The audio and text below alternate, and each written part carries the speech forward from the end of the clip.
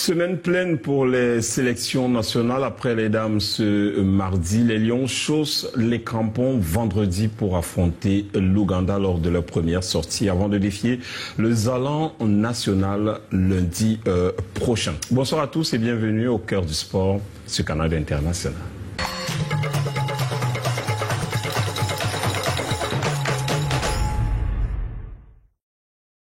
On va pas traîner, on présente le panel de ce soir. Victoire Maniela Etok, bonsoir. Bonsoir Mirabeau, bonsoir à tout le panel et bonsoir aux téléspectateurs de Canal 2 International. Vous êtes journaliste et on démarre par une actualité récente. On parle des NBA et surtout de Pascal Siakam, l'une des étoiles camerounaises de ce côté. Il a terminé champion de conférence, mais surtout MVP de sa conférence. Plutôt une bonne nouvelle, mais on espère le voir en vert ou jaune lors du prochain Afro-Basket. Très bonne nouvelle, surtout qu'après avoir eu ce titre, Pascal Siakam a signé en disant que je suis juste un jeune garçon du Cameroun qui a quitté le Cameroun à 18 ans et qui est venu aux États-Unis pour tout donner pour le basket. Le simple fait de savoir qu'il se rappelle qu'il est Camerounais, ça nous permet de peut-être comprendre que si une occasion lui est offerte, il pourra venir arborer le maillot des Lions indomptables de basketball. Mais ça fait plaisir de le voir, surtout qu'on rappelle que c'était assez serré pour Pascal Siakam.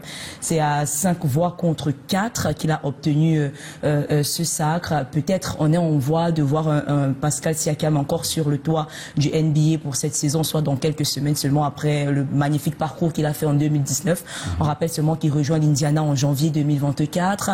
25 ans après, le club arrive à se hisser encore aussi haut. J'ai envie de dire que c'est la patte Siakam qui joue de ce côté et on espère que ça sera encore plus beau pour la suite. Oui, on espère le voir en vert ou jaune parce que avoir des représentants NBA et souffrir comme agonise notre sélection nationale lors des Afro-Basket, il faut bien que ces étoiles brillent pour nous. Jacques Marcel, tu vas réagir. Rassure-toi. Bonsoir d'abord, Jacques Marcel. Bonsoir. Tu tiens à tout prix à parler de Siakam. Ben oui, parce que c'est un Camerounais et lorsqu'un Camerounais hisse très haut le fanion du pays, il faut qu'on en parle. Il faut qu'on marque le coup. La lettre Siakam, va arriver maintenant ou après, la lettre de félicitations?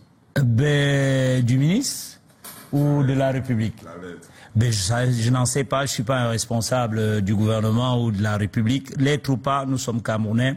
Lorsqu'un Camerounais brille et porte haut l'étendard du Cameroun, il faut s'arrêter et dire merci et féliciter cela.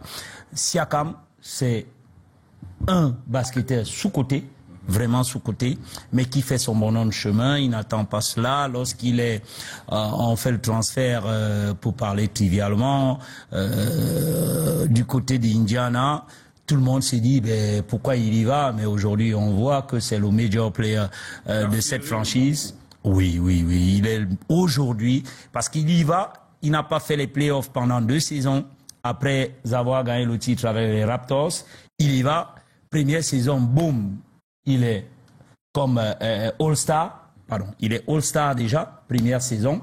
Deuxième saison, il est au play-off, et là, c'est finale de conférence. Il est la franchise player des Spacers d'Indiana. Personne ne l'attendait à ces niveaux, et cerise sur le gâteau, moi je dis, pas encore cerise sur le gâteau, petite fleur, il est MVP des finales de conférence. Il faut qu'il ait la deuxième bague, qu'il remporte la finale. Pour moi, on en parle. Joel Embiid, c'est un joyau. Oui, Joe Embiid, c'est le monstre. Non, on l'a déjà perdu. Non, on l'a pas perdu. Ce sont les blessures, les pépins physiques. Non, je parle de perdre en termes de nationalité après l'avoir vu. Ben, il peut ne pas être camerounais, mais on va pas changer le sang, les gènes. Non, ça ne nous suffit plus. D'accord. Maintenant, Siakam, après, on aurait je bien sors aimé le voir, justement par là, comme Itok disait, Siakam, Itok, oui, comme elle disait, Siakam, moi je pense, et je l'avais dit ici sur ce même plateau, c'est à lui de faire les efforts pour venir, parce qu'on parle d'assurance, on parle de ceci, c'est à lui de dire comme les Ivoiriens, comme les Sénégalais qui sont en NBA, comme les Nigériens. Comme Luc Barmout il y a quelques années. Ok, moi je viens, je vais jouer pour le Cameroun. Je gère le reste. Normalement, vous êtes le directeur de communication du syndicat national des footballeurs du Cameroun, de SINAFOC, et on doit vous accueillir par un sujet autour du de l'édition 2025 du Tour cycliste du Cameroun. Le premier coup de pédale, c'est demain. La présentation des équipes, c'était cet après-midi du côté de Marois. Un tour un peu comme tous les autres, mais celui-ci aussi est particulier parce que depuis quelques années, on est retourné dans le septentrion et ça démarre par la région la plus extrême du pays, l'extrême nord. Bonne nouvelle hein, qu'on retrouve l'extrême nord où la petite reine avait fait ses habitudes, mais on reste dans ce que nous savons bien faire, c'est que l'improvisation, rattraper les choses à la dernière minute, on ne peut pas être à l'extrême nord. Aujourd'hui, on présente les équipes.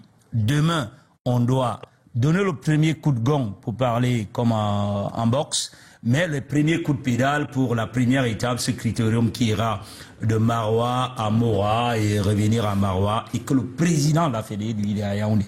Ça, c'est inacceptable. Les nerfs de la guerre. Et s'il est à Yaoundé, dans les réunions au ministère, ça dit que c'est un problème du nerf de la guerre.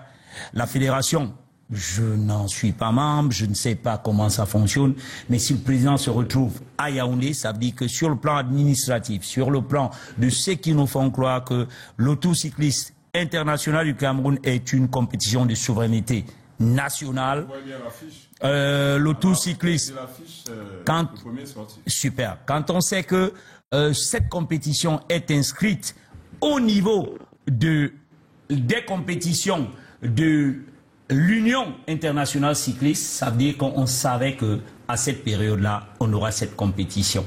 Si le président est encore dans des réunions pour discuter argent débloqué ou pas, c'est un problème. Alors là, je dis, vraiment, on doit sortir de là si on veut grandir sur le plan sportif, si on ne veut pas laisser les plumes comme on laisse. Maintenant, on va parler du sportif. Pour moi, pour le sportif, rapidement pour terminer. Voilà, pour le sportif, on a quand même 10 équipes, avec 3 Camerounaises, une équipe nationale du Cameroun, la SNH qui est fidèle à son poste, et une équipe espoir. C'est une nouveauté. Une espoir, ça veut dire qu'il faut donner la chance aux jeunes pour préparer les lendemains. On a la Hollande, on a l'Allemagne, on a, je pense également le Bénin, on a la Pologne en Europe, on a la Côte d'Ivoire, mais il nous manque quand même le Rwanda, qui nous challengeait. Est-ce qu'on aura le même tour cycliste qu'avant? Ben, les étapes nous diront. On souhaite bonne chance aux 3 équipes camerounaises et on espère qu'il n'y aura pas de couac entre-temps. Courage à tout le personnel de la Fédération camerounaise de cyclisme. On espère qu'ils vont relever le challenge. Jacques Marcel, j'espère que vous ne serez pas toujours long comme ça tout au long de l'émission, sinon les autres risquent de dormir. C'est vous qui tenez le plateau, vous me coupez quand vous voulez. Ok, super, ça me rassure. Colbert Yompan, bonsoir. Bonsoir, André Mirabeau. Vous avez le jaune, vous supportez Dynamo désormais ou c'est pour Dortmund? Jaune et noir. Je laisse à chacun. Ce qui est certain, vous avez eu un samedi coloré. On vous accueille avec ce sujet. Vous êtes un supporter et surtout un follower de Paris Saint-Germain. Enfin, l'étoile est arrivée, mais de fort belle manière, avec au passage un record, celui de la plus large victoire en finale. Le Paris Saint-Germain s'est imposé 5-0. Je suis d'abord journaliste. D'abord, à la base. Aux tendances parisiennes. Mais d'abord journaliste, non. Une victoire que l'on peut voir sur 4 aspects. La beauté du foot, la beauté de cette victoire-là, la cruauté et l'ingratitude du football, le rôle de l'entraîneur et finalement les conséquences de cette victoire. Sur la beauté, on n'a plus rien à dire. Une belle victoire de Paris Saint-Germain. La première fois qu'une équipe a un tel écart. Paris Saint-Germain qui a presque ridiculisé l'Inter quand vous imposez contre City, quand vous imposez contre Liverpool, quand vous tenez en respect Aston Villa, quand vous éliminez Arsenal, vraiment vous méritez votre titre. Donc, le Paris Saint-Germain est un très très beau champion. Et imaginez-vous que le Paris Saint-Germain s'était imposé contre le Bayern lors de la finale que l'on a appelée la finale Covid. Tout le monde s'en serait moqué pour dire que c'était une victoire au champion au rabais. Ouais. Mais ce Paris Saint-Germain si cette victoire-ci, elle met tout le monde d'accord. Mais le foot est aussi cruel et ingrat. Je vais prendre simplement 2 figures. Thiago Silva, 9 ans capitaine de cette équipe, il rêvait de remporter la Champions League. Il ne le fait pas. Marquinhos, qui a toujours pris Thiago Silva pour idole, c'est lui qui prend le relais et c'est lui qui rentre dans l'histoire et doit se faire acclamer par Thiago Silva. Kylian Mbappé, qui est moqué partout sur le net parce que les Qataris avaient trop mis au devant, avaient fait même de la victoire en Champions League une obsession. Aujourd'hui, Kylian est moqué. On oublie que la saison qu'il fait en Espagne cette année est stratosphérique. Il fait mieux que Ronaldo Fenomeno. Il fait mieux que Ronaldo CR7. Donc, on devrait quand même respecter cela. Mais aujourd'hui, personne ne voit cela et on se moque de lui. Le rôle de l'entraîneur, chacun a vu que si cette équipe a gagné, le premier artisan, c'est d'abord Enrique. Qui a transformé ces hommes. Qui a transformé, qui a fait comprendre à ces joueurs-là que la star, c'est l'équipe. Quand vous voyez 2 figures, Dembélé, beaucoup de choses. À United, il peut aussi se brûler les ailes. C'est aussi ça la magie du foot. Pourquoi? Parce que je me suis dit, ce Manchester City, qui les 4 dernières années a mis 2 milliards sur le marché de transfert, ça n'a rien donné. Cette équipe, il faut la repenser. Et la repenser, ce n'est pas en 1 ou 2 ans. 2 milliards d'euros. Oui, 2 milliards d'euros. Précisé. Donc, et qui n'ont rien donné, il faut repenser cette équipe. Et venir être l'agneau du sacrifice, parce que dans cette équipe-ci, tous ceux qui sont venus, ils ont fini les 2 mains clouées. Parti de Brentford pour Manchester, le grand Manchester, c'est un progrès, sans aucun doute. Mais ce Manchester-ci, c'est un bras cassé. C'est risqué. Je me serais souhaité, même pour un salaire moins élevé, une équipe comme le Bayern, une équipe comme Liverpool. Peut-être moins Chelsea, mais une équipe comme le Bayern, une équipe comme Liverpool. Mais souhaitons-lui tout le bien. On souhaite surtout voir Bryan Mbeumo en compétition européenne, mais à Manchester, ça sera des mercredis à regarder la télé, à manger les pop-corn. Oui, vu sous cet angle, on dira totalement oui. Ça veut dire que vous rejoignez le senior journaliste le plus allemand des Camerounais. Moi, je veux dire non. Je ne partage pas cet avis, tout simplement parce que, vous savez, il y a un adage qui dit les grandes équipes ne meurent jamais. Et là, ça reste un adage seulement. United, depuis le départ de Sir Alex, Mourinho a essayé de faire flotter United au-dessus des eaux avec une victoire en Europa League, mais ça n'a pas suivi. Tout le reste, ça a été un flop. Oui, on est arrivé en héros, mais aujourd'hui... Voilà, oui, on a dépensé 2 milliards d'euros en termes de recrutement, mais là, on veut repartir, on veut retrouver la base même du football. C'est-à-dire repartir sur un projet sain. Repartir sur un projet sain avec des joueurs qui ont faim. Donc, le fait que Bryan accepte cela, regardons le challenge sportif. Liverpool, c'est une équipe confirmée, c'est champion d'Angleterre. On attend, tout le monde attend que Liverpool aille sur la scène européenne, cartonner en Premier League. Là, United sort d'une saison foireuse avec seul éclairci la finale de Coupe Europa qui pouvait sauver la saison, mais malheureusement ça n'a pas été le cas. Donc là, on veut reconstruire, mais on veut reconstruire avec des joueurs qui ont faim. Et dans ce projet sportif, on dit aux joueurs, comme par exemple le Paris Saint-Germain avec le coach Enrique qui dit, bon ok, on va faire avec, entre guillemets, des no-names, pas de superstars, on reconstruit, on rebâtit pour donner la gloire au club. United, s'il faut reconstruire, on ne va pas tout. On casse tout, on garde quelques piliers et on adjoint. C'est ce que Liverpool a fait. Si vous vous rappelez, quand Sadio Mané part de Sunderland pour Liverpool, tout le monde l'attend par là-bas. On dit, ben, Klopp a reconstruit Liverpool, a donné une âme à Liverpool. Et je pense que Bryan Mbeumo, En allant à United, si c'est confirmé, il aura le temps de jeu nécessaire, il aura la confiance du staff, il aura vraiment tout qui va avec pour qu'il s'adapte rapidement. Mais peut-être pas les coéquipiers qui vont avec. Les coéquipiers qui vont avec parce pas que l'administration du club, le board de United a dit on va se séparer de tel pour reconstruire. Ça veut dire que les recrues qui vont arriver, c'est des gars qui auront faim. C'est un peu le débat du soir. Hein. Oui, c'est vrai. Je voudrais dire que ça concerne un Camerounais quand même. Donc, on n'a pas dit non, mais... Oui. Le truc, c'est que Amorim est arrivé. Il est arrivé en cours de saison. Et il a passé 8 mois difficiles. Oui. Et il a dû gérer beaucoup d'autres choses, tu vois. Mais simplement, quand on regarde l'équipe d'Amorim et l'équipe de Ten Hag. Oui, Van Nistelrooy, lui, il avait quand même... C'est juste intérim.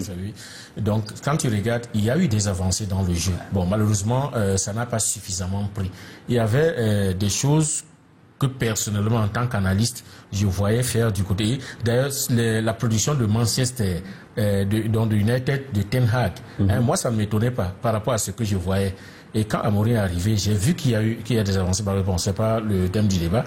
Et ça a permis quand même à United, au moins au niveau, c'est-à-dire sur le plan du jeu, c'est-à-dire de s'améliorer, de faire avancer certains. Peut-être que Amorim ayant la possibilité cette fois-ci de commencer normalement avec l'équipe, de construire, de construire, peut-être même avec certains des joueurs qui sont encore là, il aura probablement le temps c'est-à-dire de peaufiner son plan, son projet de jeu et les principes qui vont avec et d'amener les joueurs à adhérer à ça. Donc c'est ce qu'on espère. Amorim ou même Brian Mbeumo, chacun joue très gros et on attend peut-être octobre pour commencer à lancer des premières pots de banane. Ou pas. Ou les fleurs. Ça dépend. Juste derrière le débat, évidemment.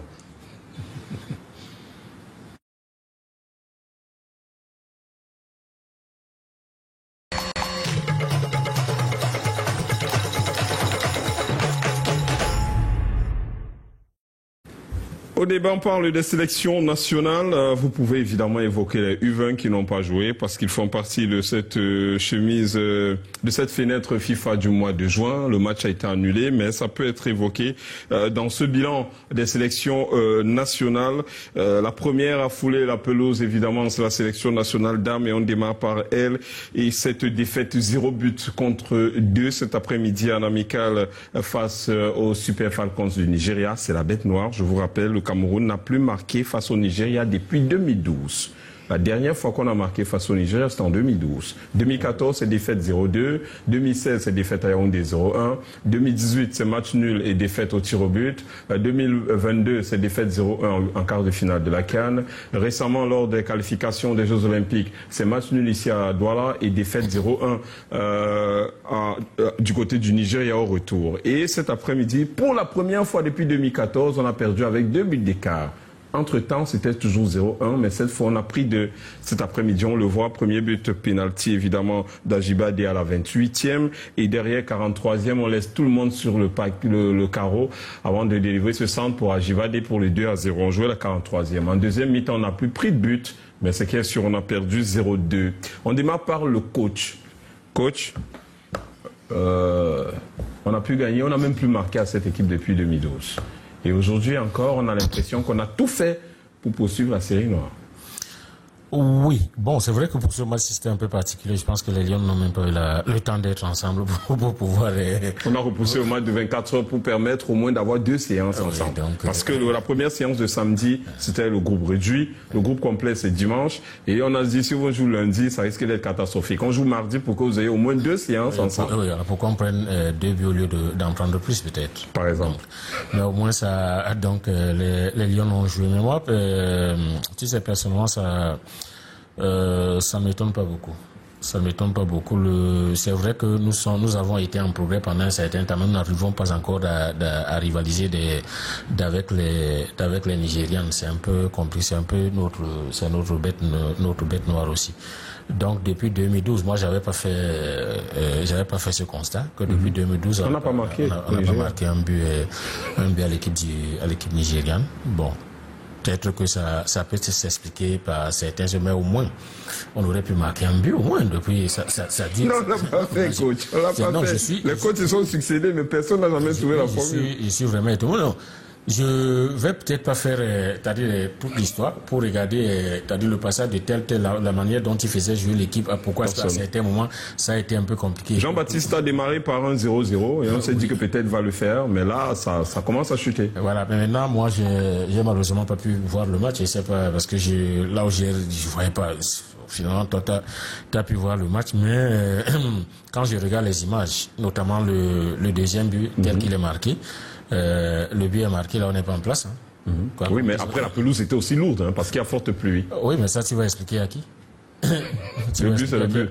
On est en compétition, on ne se cherche pas des excuses. Ça, c'est donc clair. On doit s'arranger à être là. Donc le deuxième but tel qu'il est arrivé, on n'est pas complètement démuni, mais on n'a pas l'un des deux facteurs majeurs de l'efficacité défensive, c'est-à-dire la densité. On n'est pas suffisamment dense en défense, dont les espaces sont là. C'est pour ça quand le ballon arrive, tu vois la capitaine nigérienne.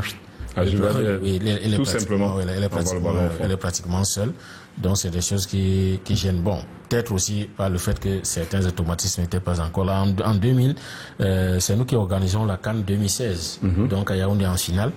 Par contre, les Lions avaient, à mon sens, la possibilité de marquer. Malheureusement, bon, je le dis aujourd'hui, hein, parce que ça fait quand même 9 ans que c'est passé. Mais ce jour-là, il y a eu un souci au niveau de la gestion des énergies. Si tu te rappelles bien, les Lions avaient dans l'ensemble dominé le match. Bien sûr. Oui. Les meilleures occasions, même si en première période. Mais le problème, c'est que tu ne peux pas jouer d'une certaine manière du début à la fin du match et tu continues. Il y a une gestion des énergies qu'il faut faire. Parce qu'en plus, tant que tu maintiens une pression forte, tu maintiens l'adversaire également en état d'alerte. Donc les Nigérians sont restés en état d'alerte pendant longtemps, donc ils étaient restés concentrés, ne pouvaient pas franchir. Et en même temps, tu vois, les occasions de but qu'on ratait, on les ratait parce que pour la plupart du temps, on était pratiquement en bout de course. Donc à certains moments, il faut faire respirer le jeu. Et c'est d'ailleurs un des problèmes que nous avons ici au Cameroun. Hein. C'est pas simplement c'est un problème que tu vas retrouver dans la plupart de sélections. En dehors de la sélection A. Donc qui est gérée là-bas. J'ai vu les U17 qui étaient en compétition dernièrement. Oui, un boulot énorme. Les gars physiquement qui étaient, c'est-à-dire au point, ce genre de choses. Mais dans l'animation du jeu, ils étaient toujours partis en train de. Je crois même que là c'était les U16 qui étaient à Montaigu. Non, là je parle des U17. Les U17 quand on discutait UNIFAC et autres. Oui. Donc et là. Quand ça ne marche, vous avez l'avantage que pendant que vous jouez de cette manière-là, si vous marquez, c'est bien, parce qu'à ce moment-là, ça va seulement s'enchaîner, les buts vont rentrer. Mais quand ça ne rentre pas, et vous continuez comme ça, vous allez augmenter, et en augmentant ainsi, vous allez dépenser toujours plus d'énergie. En dépensant comme ça, vous allez perdre en lucidité, vous allez perdre au niveau parfois des appuis, des mauvais choix, ce genre de choses. Et c'est ce qu'on a vu durant, alors que les Lions, avec une autre gestion sur le plan du coaching, peut-être aurait pu s'en sortir autrement. Donc, même au niveau des Lions, ce genre de choses, ça peut également se faire voir. Malheureusement, j'ai pas vu le match pour pouvoir donner un avis beaucoup plus. On va voir quand même le 11 de départ et tout le monde va pouvoir le scruter. Un 11 de départ un peu classique pour le coach Jean-Baptiste Bissek depuis son arrivée. La grosse absence, évidemment, c'était Chouth Njoya Adjara. De plus en plus, on a ces jeunes qui prennent la place de titulaire. Lamine Mana, la jeune Eto, Joa Eto, qui était là dans le 11 de départ pour cette équipe. Mais derrière, on ne trouve pas toujours la solution, Colbert, pour cette équipe du Nigeria qui est devenue un fantôme, entre guillemets, qu'on n'arrive pas à saisir. Vous avez parlé de 2012. Nous n'avons plus marqué un but contre le Nigeria. Il fut un moment où perdre contre le Nigeria ne posait de problème à personne, parce que le Nigeria était l'équipe la plus forte du continent. Et même en 2016, quand nous perdons contre le Nigeria, ça aurait été plutôt un exploit que l'on gagnait. Même en 2014, la défaite 0-2, les filles sont accueillies en héros. La preuve derrière, elles font un très bon mondial. Mais ce Nigeria, si depuis 3 ans, n'est plus une foudre de guerre, on sent bien un certain nivellement sur le plan africain. La preuve, ils ne sont pas champions d'Afrique entière. Voilà, et le Nigeria ne fait plus peur à personne. Donc, le Cameroun devrait mettre fin au moins à cette série de 0 but marqué depuis. Contre le Nigeria. Et vous avez parlé des U20 tout à l'heure. Mirabeau, moi, quand j'ai regardé la Coupe du Monde, j'ai pris du plaisir. J'ai vu une équipe jouer au football. Moi, depuis au moins 3-4 ans, quand je regarde l'équipe féminine du Cameroun jouer, je m'ennuie. Je m'ennuie. Il n'y a pas à coup, on est dangereux, mais on ne sent pas une idée de jeu, une philosophie de jeu. On ne sent pas, de temps en temps, il y a des exploits individuels, mais on ne sent pas qu'il y a une idée construite de jeu. Je crois qu'il faut complètement, comme le coach Billet disait, repenser cette équipe et ne pas avoir peur vraiment de prendre des décisions solides. Se dire, voilà le système que l'on veut avoir, voilà les, j'ai failli dire les hommes, voilà les femmes il y a aussi les hommes le coach c'est un homme qui vont avec et voilà vraiment ce que ces filles nous donnent depuis 3-4 ans.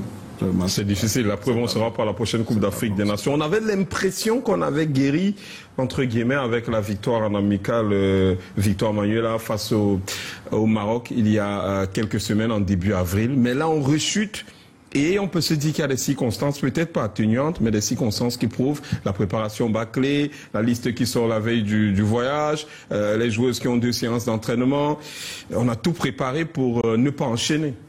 Après, si on ne doit plus avoir de sélection senior féminine au Cameroun, qu'on nous dise, hein, parce que au bout d'un moment, on est fatigué de voir ce genre de situation catastrophique. Vous savez, sur le plateau, on parlait des performances des Lions qui ne sont pas idéales. J'ai envie de dire qu'on ne peut rien faire quand on ne se connaît pas, quand on n'est pas habitué à jouer ensemble. Rien ne peut se passer. Individuellement, elles sont fortes. Vous voyez Lamine Mana en club, c'est quelque chose. Vous voyez Joya Ito, c'est quelque chose. On parlait d'équipe de Thioune Joya Adjara, elle est carrément la meilleure buteuse de l'Arabie Saoudite actuellement. Même la capitaine Abou Djangene, que ce n'est plus trop ça, elle arrive quand même à faire quelques petits gestes techniques qui nous rappellent qu'elle a été foudre de guerre à une certaine époque. C'est-à-dire que individuellement, ce sont des joueuses qui peuvent faire quelque chose. Mais lorsque collectivement, il n'y a pas de stage, c'est pour que ça donne quoi? On avait une équipe qui était vieillissante. Aujourd'hui, on est en train de greffer des jeunes joueuses pour permettre à ce qu'il y ait une certaine transition. Sauf que même dans la transition, là, rien n'est construit. Moi, je me rappelle au début, quand monsieur Jean-Baptiste Bissek arrivait en sélection nationale, on a eu la grâce et l'honneur de participer à ses premières conférences de presse où il nous disait qu'il est en train de reconstruire. Sauf que jusqu'ici, il n'y a rien de construit. S'il n'y a rien qui est construit, ça veut dire qu'au bout d'un moment, monsieur, vous ne faites pas bien votre travail. Organiser des stages. On parlait des sélections inférieures. On a discuté, Mirabeau, souvenez-vous très bien, avec le coach Joseph Ndoko qui nous disait que personnellement, à ses propres frais, il organise des stages avec les enfants de moins de 17 ans. Ça fait en sorte que lorsqu'on les voit jouer en compétition, on a l'impression que ce sont de très grandes joueuses. Et pourtant, ce sont des enfants qui viennent de la Ligue régionale. Certaines ne jouent même pas sur du gazon. La meilleure buteuse des U17, évidemment, joue en 2e division du côté de l'Ouest Cameroun. Certaines ne connaissent même pas le gazon. Mais parce qu'il y a un penseur, il y a un homme qui se dit, si je veux avoir une équipe homogène capable de me produire un certain style de jeu, je dois faire en sorte qu'elles s'habituent à jouer les unes avec les autres. Ça fait en sorte que lorsque vous arrivez dans un terrain de football, c'est facile de te dire, de l'autre côté, il y a ma coéquipière, vous êtes habitués à jouer ensemble et vous le faites en séance d'entraînement. Mais quand ce n'est pas le cas, et vous partez affronter une équipe telle que celle du Nigeria. Moi, j'ai parlé de ça dans une autre émission, mais toujours ici à Canal 2, où je disais qu'on a l'impression qu'on est en train de partir discuter une rencontre face à la sélection féminine du Tchad. Pourtant, c'est le Nigeria. Mais souvenez-vous que le Nigeria, c'est la bête noire du Cameroun. C'est-à-dire, à chaque fois quand on parle du Nigeria, et il y a quand même un peu de respect. Toute sélection nationale confondue. C'est pas juste... les hommes aussi n'ont plus battu le Nigeria depuis 2000 en match officiel. Ayez du respect et un peu de crainte en vous disant que préparons de façon optimale cette rencontre. Déjà que c'est pas vous qui avez demandé cette rencontre amicale. C'est le Nigeria qui a bien voulu jouer avec vous. Et qui a attendu jusqu'à moi. S'ils veulent jouer avec vous, mais faites-les plaisir. De telle sorte qu'il y ait au moins un peu de compétition, mais pas qu'on nous serve ce qu'on a vu là quand même. Non, on a tenu au moins 2-0, c'est pas aussi la fessée. 2-0 sur 2012, on n'arrive pas à marquer. 2012, quelques zestes de... Ben, vous pouvez voir au moins les buts. Ce qu'on a remarqué, c'est la jeune CAC. Elles ont eu pitié de nous en seconde. Elles ont vraiment eu pitié, c'est vraiment la pitié. Vous y allez un peu fort. Hein. La jeune CAC, on aurait bien espéré l'avoir titulaire, mais elle a démarré sur le banc, Mathilde de CAC, qui doit avoir vécu un petit traumatisme en termes de préparation, pour être honnête.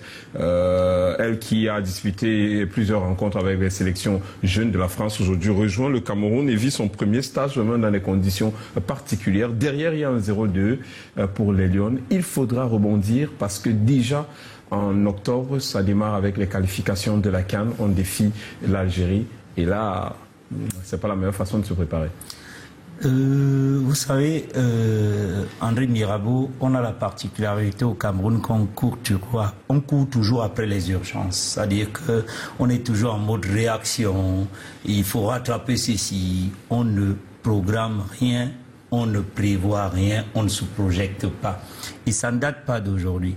Mais avant de me prononcer sur ces sujets-là, il faudrait que je fasse une petite précision. Vous savez, la précision, c'est que ce que je vais dire là, il ne faut pas que les gens pensent que nous ramène à un débat de clocher, à un débat de clan églisien, hibou. Vous voyez. C'est qu'est-ce que c'est pas ce que vous avez dit. Non, mais attendez, parce que ce que je veux dire, je serai taxé certainement d'hibou. On va nous ramener à un débat. C'est une digression. Hein. Vous avez parlé du match simplement. Si je veux parler des sélections nationales, c'est une sélection nationale. Vous m'interrogez sur la sélection nationale du Cameroun. Et il faudrait que je sois honnête avec moi-même et honnête envers le pays pour dire des choses. Je suis content qu'elle ait dit une partie de ce que je vais dire, mais comme c'est Itiga, comme c'est le dire comme du Sinafor, on dira... On va rien dire. Voilà. Alors, je veux préciser cela. Il n'y a pas de débat. Il n'y a pas de débat. Jitap Ito. C'est important. C'est important. C'est important que je le dise. Il n'y a pas de débat Ito Njitap. Il n'y a même pas de on parle de Lyon. Ici, si vous voilà aller là-bas, c'est droit des footballeurs. Qui défend les droits des footballeurs? Qui est pour ou contre les droits des footballeurs? Lorsqu'on fera ces débats, vous comprendrez où se trouve la vérité. Maintenant, je reviens aux sélections nationales. Je dis, voilà un football féminin qui montait tout haut et qui, à un moment donné, a stagné parce que les idées ne nous permettaient plus d'aller plus haut. Les joueuses ont pris de l'âge. Et on a pensé, ceux qui étaient là ont pensé qu'il fallait régénérer. On a nommé un sélectionneur, je veux le citer parce qu'il était là. Bien sûr, il faut bien qu'on le distingue. Qui était là en sélection A chez les filles, qui a pensé, ok, on va refaire, il faut ramener les jeunes, il faut. Et puis badaboum, on dit, il ne peut pas faire l'affaire. On suspend les clubs qui généraient du talent, on les radie du football, par celle qui aujourd'hui est vice-présidente de la Fédération camerounaise de football, celle qui dégage tous les clubs du littoral et certains du centre, comme le Canon, comme j'oublie certains, on radie les clubs qui étaient à la base des centres de formation dans ce football-là. Et vous pensez que le foot, c'est la magie, on va arriver comme un coup de barrette magique et on va gagner. Non. Mais au moins, les sélections de jeunes font le boulot, au moins. Aujourd'hui, on veut donc régénérer. Vous avez le même qui était chez les A, qui rentre dans les sélections jeunes, qui s'appelle Loco. Je ne sais pas comment il arrive là, lui seul le connaît. C'est pas mon ami, mais je l'aime bien parce que professionnellement, il est correct. Et puis, pour un match donc comme celui-là, c'est un match de préparation. Vous avez affiché le 11 entrant. Mais c'était le moment là de dire, ok, on prend ces jeunes-là qu'on a vus à la Coupe du Monde Junior, comme le senior journaliste disait, on va les essayer parce que c'est un match de rodage. Avant de venir sur l'organisation, hein. Moi je dis sur le choix des dames qui vont. Ok, on dit, c'est un match de rodage. On va faire reposer tel, parce que c'est des talents confirmés. Faites du bruit. Et je ne voulais pas arriver à cela. C'est un peu ça. On va arriver tout à l'heure. On fait reposer tel. La saison est harassante en club. Allez-y rapidement, chaque fois. On va essayer ces jeunes-là, parce que pour gagner, et je parle sous le contrôle du coach, pour gagner, il faut qu'on ait un groupe de jeunes qui a grandi ensemble et qui a un projet qui arrive en maturation chez les A. Parce que la philosophie, qu'est-ce qu'on veut? On va jouer comment? Pour gagner, qu'est-ce qu'il faut faire? C'est comme ça part de la base. Et on prend un groupe. Mais sauf qu'on va retrouver chez les A, regardez, avec les champions du monde 2018, chez les A en France, chez les hommes, c'est Paul Pogba, c'est Griezmann, c'est la même génération chez les juniors. Il y a au moins 7 là-dedans. Maintenant, on a eu une bonne Coupe du Monde junior chez les dames. Combien sont appelés en sélection? Pour un match amical comme celui-là, sans enjeu réel. Pourquoi ne pas les essayer? Maintenant, je sors par la préparation. Mais elle a resté ce que nous voulons faire de nos sélections nationales. C'est un match amical. Nous sommes invités par le Nigeria qui devrait prendre en charge tout le reste, le déplacement de notre sélection, l'hébergement, etc., etc. Mais pourquoi on se retrouve là? Parce qu'on attend que c'est le ministère qui gère ce qui devrait être géré par la Fédération nigérienne de football. Et ce que je présume qui a été géré par la Vous présumez seulement, et parce qu'il n'y a pas de responsable match amical, qui a géré le match. Jacques, c'est pas en criant que vous... Je suis d'accord, mais j'explique qu'il n'y a pas quelqu'un qui a organisé ce match sur ce plateau, donc on ne sait pas comment ça s'est organisé. Je voudrais dire que vous n'étiez pas à la négociation. La norme dit ceci. La norme est une chose, les réalités du terrain sont une autre. Laissez-moi préciser la norme. La norme dit... Je dis la norme est une chose, les réalités du terrain en sont une autre. Je reste sur la norme. Vous n'étiez pas à la négociation entre la FECAFOOT et la Fédération nigériane. Donc vous ne connaissez pas les contours. On n'est pas contre la norme, mais les réalités entre les sélections africaines ne sont pas les mêmes. Vous m'empêchez de préciser la norme? Non. En matière d'organisation. Je vous rappelle juste qu'entre la norme et la réalité, il y a une différence. Vous êtes d'accord avec ça? Ça veut dire que vous êtes dans les secrets alors. Moi, je reste sur... Il n'y a pas de secret. D'accord. C'est une réalité. Moi, je vous comprends, mais laissez-moi préciser la norme. La norme vous avez passé une journée là. Mais vous ne m'avez pas laissé parler. Non, parce que ce n'est pas nécessaire, Jacques Marcel. Pourquoi ce n'est pas nécessaire? Parce qu'on explique dire que lorsque le Cameroun invite une sélection nationale à venir participer à un match amical au Cameroun, c'est nous qui devons gérer un certain nombre de choses. C'est connu de tous, c'est basique. Et vous êtes certain que le Niger ne l'a pas fait? Mais si je dis bien que si le Niger ne l'a pas fait, c'est une faute. Ok, super. Maintenant, si le Niger l'a fait, pourquoi est-ce qu'on traîne dans les filles? Le match est reporté à une reprise. On a joué quand même. Ah, okay. Coach, revenons au stade.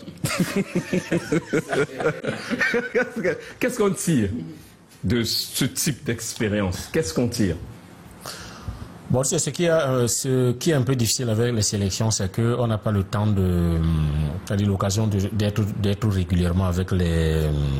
Elles ont passé un an à la maison. Oui, avec entre la double opposition face au Niger, sans vous couper, coach, et leur dernier match face au Maroc, c'était presque un an et 2 mois. Parce que le dernier match, c'était en 2024. Février 2024, et ils ont rejoué en avril 2025. Donc 1 an et 2 mois à la maison, sans match. Et là, quand ils reviennent face au Maroc, c'est victoire. Quand tu dis sans match, il faut nuancer. Non, sans match ensemble. Sans match en sélection, je peux signer de la sélection. Elles sont en club et continuer le boulot. Oui, parce qu'en... Jacques Marcel, tu as dit que tu n'es pas dans le combat. Non, oui, donc restons sur le plat technique. Si elles n'ont pas joué ensemble. Non, c'est pas la faute. C'est pas la faute à elle. En fait, il vaut mieux pour avoir un bon groupe, pour avoir une bonne équipe, il faut avoir un bon groupe qui, autant que possible, peut même fonctionner un peu comme une famille. Parce qu'à ce moment-là, la vie sociale qu'il y a dans le groupe aura un impact sur les performances sur le terrain. Donc, quoi qu'on dise. Bien maintenant, ça se fait plus facilement avec des gens qui ont l'habitude d'être ensemble, de jouer ensemble, de travailler ensemble, de s'entraîner ensemble, ce genre de choses. Et maintenant, dans une sélection, les joueurs sont chacune dans son club. Certaines, si vous avez la chance, il y en a peut-être 2 dans un même club, ce genre de choses. Mais si elles n'ont pas la possibilité de se retrouver plus ou moins régulièrement pour pouvoir travailler ensemble, le jour où elles vont se retrouver ensemble, il y aura bien entendu des manquements qui vont, c'est-à-dire ça pourra pas être totalement abouti, encore que la joueuse que je prends dans l'équipe de Manuela, je vais l'associer avec celle qui vient de l'équipe de Claubert. Dans l'équipe de Manuela, c'est du Luis Enrique qu'on fait là-bas, tac, tac, tac.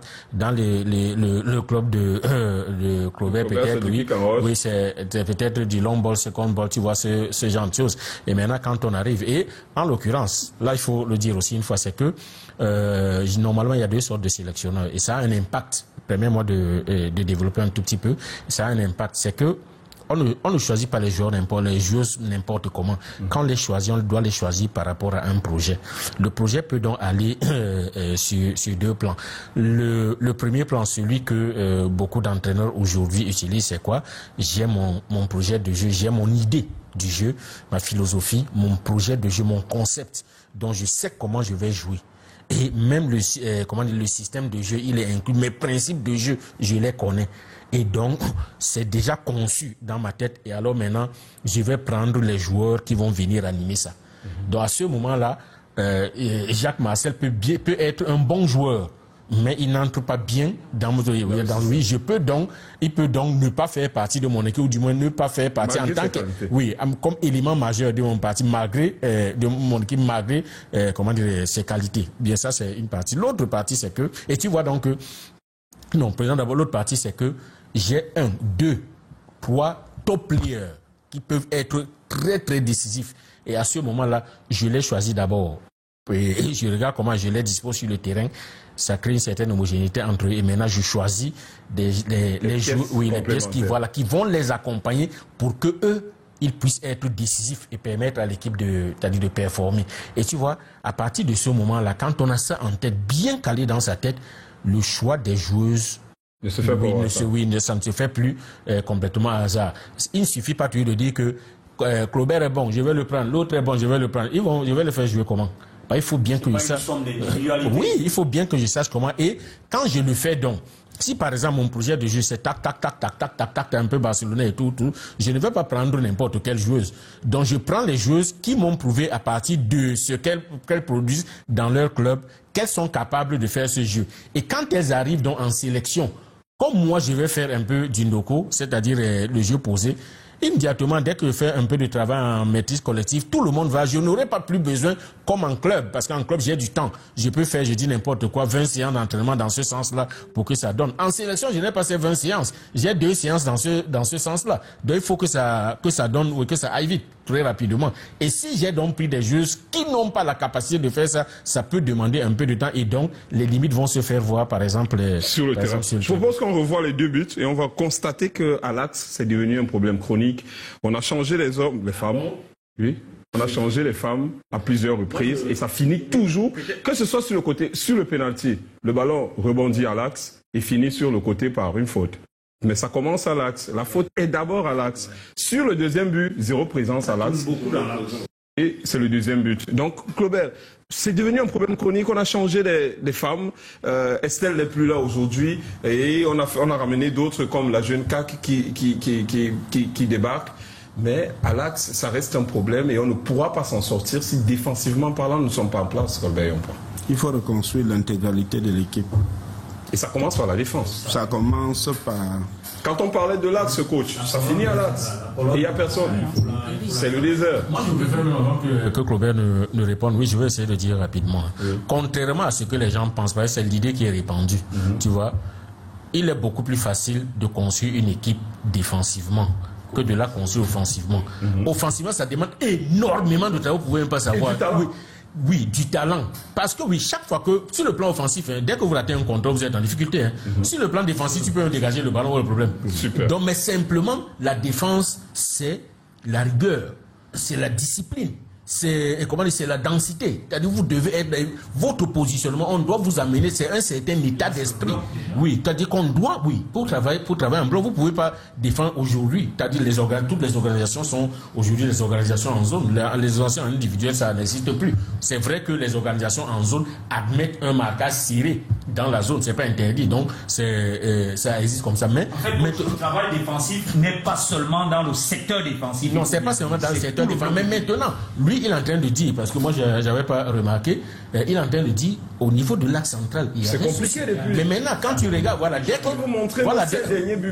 qu'il me dit ça, et que je regarde les images, je me rends compte que tout le bloc n'est pas déjà en place. Donc, et à partir du moment, oui, parce qu'il faut déjà que le bloc soit en place, encore que si vous savez que vous avez des joueuses qui ont peut-être, regarde, là, normalement... Même la joueuse qui doit suppléer ne fait pas le boulot et fait la faute. Voilà, par exemple, pourtant, les déplacements au niveau des animations défensives qui vont avec les organisations de zone, la plupart des déplacements sont codifiés. Les mécanismes de couverture haute, c'est suffisamment codifié, et suffisamment répété pour que ça soit automatique au sein de l'équipe. Maintenant, mais quand on se connaît pas... Voilà, maintenant, quand vous avez l'habitude de jouer ensemble, tu sais que dès que dans cette situation-ci, Jacques Marcel a tendance à faire, et quand il est en train de faire ça, il faut que je sois prêt, parce que pour lui, parce qu'il y a des réglages qu'on fait parce qu'on a l'habitude de jouer ensemble. Ce n'est pas la même chose que les gens qui sont pas... Super. Voilà, donc, à partir de ce moment-là, on peut comprendre qu'il y ait peut-être des incompréhensions, et ces incompréhensions peuvent créer ce genre de choses. Même ce but-là, je dis les deux buts, c'est Julien porte ouverte en défense. On doit fermer rapidement. Robert, on l'a dit, défensivement parlant, on a des difficultés. Je peux vous remontrer les 5 buts pris, les 5 derniers buts pris par cette sélection nationale. Le plus souvent, la défense n'est pas en place. Et à l'axe, c'est un problème devenu chronique. Et là, on le remarque encore aujourd'hui. On avance, mais les yeux bandés.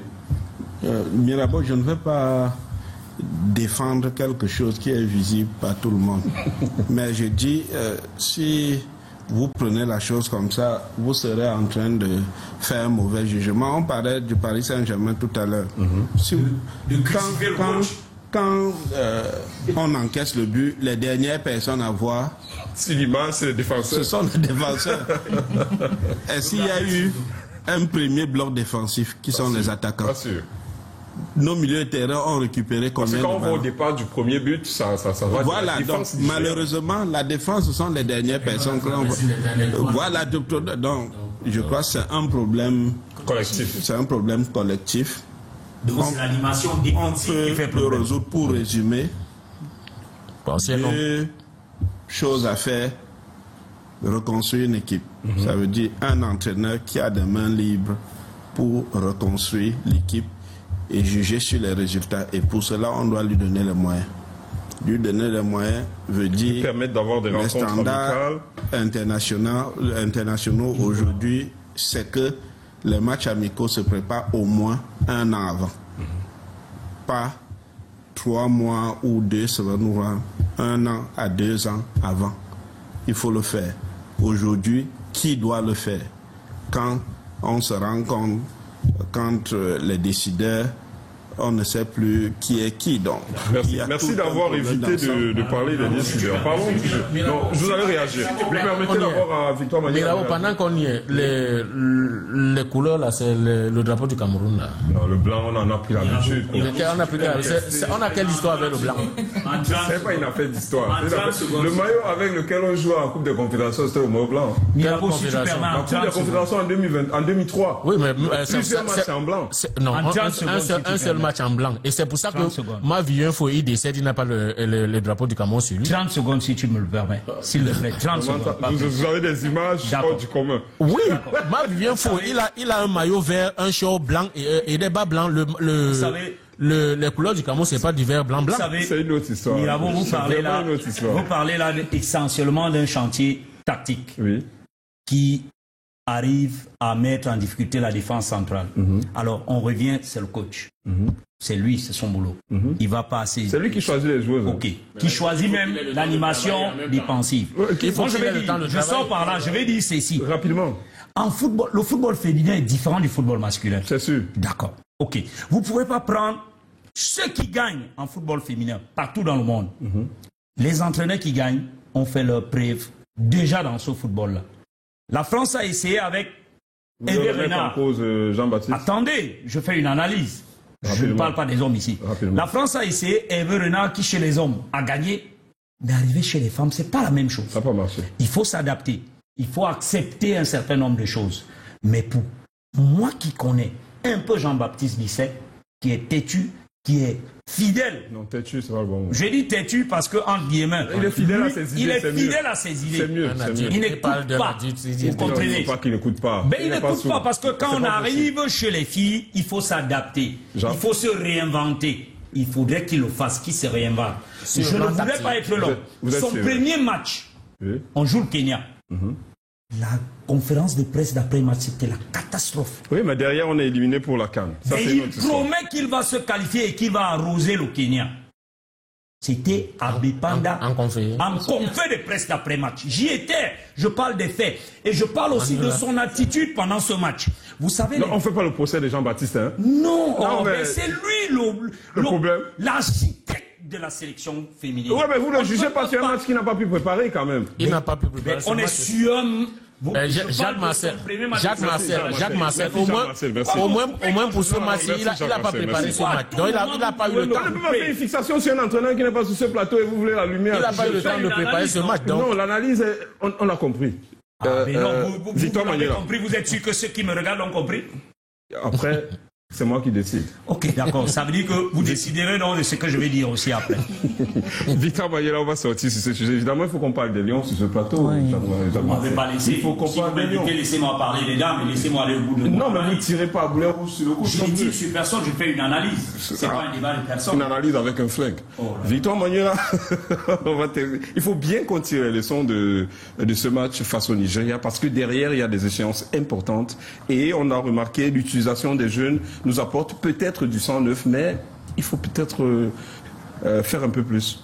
Oui, bien sûr, il y a beaucoup de leçons à tirer. Faire un peu plus dans la mesure où il faut permettre à ces joueuses de jouer ensemble. C'est le plus important. Je pense que au-delà de cette rencontre amicale, à une époque, on avait quand même également des stages où on voyait des joueuses discuter entre elles. En fait, des joueurs. Ça, c'est pour parler des hommes, pour faire le parallèle. On a, par exemple, je crois que c'était en 2021, on a vu des Lions qui discutaient avec des Lions locaux. Ça faisait qu'on prenait des joueurs issus du championnat local pour aller discuter des rencontres face aux Lions même. C'est juste pour permettre à ce qu'ils aient toujours du temps de jeu et que les joueurs s'habituent à jouer ensemble. Est-ce qu'on ne peut pas faire la même chose avec les Lions? C'est même beaucoup plus probable dans la mesure où on a quand même un championnat féminin qui se vend.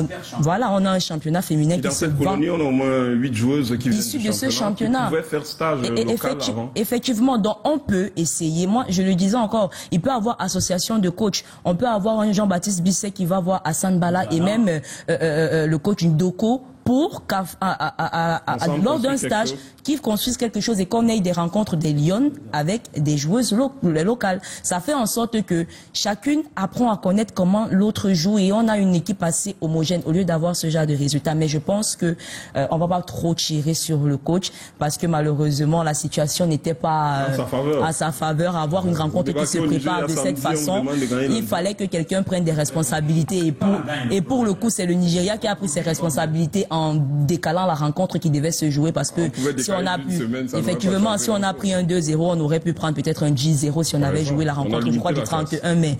Donc moi je pense que on ne doit pas trop tirer sur le coach Jean-Baptiste Bisset, mais on doit repenser cette équipe. Je pense qu'on est déjà même d'ailleurs sur la bonne voie, mais plus les permettre de jouer ensemble. Merci à tout le monde. On va essayer de respirer un petit coup et juste derrière on parle des Lions. Peut-être on sera moins chaud.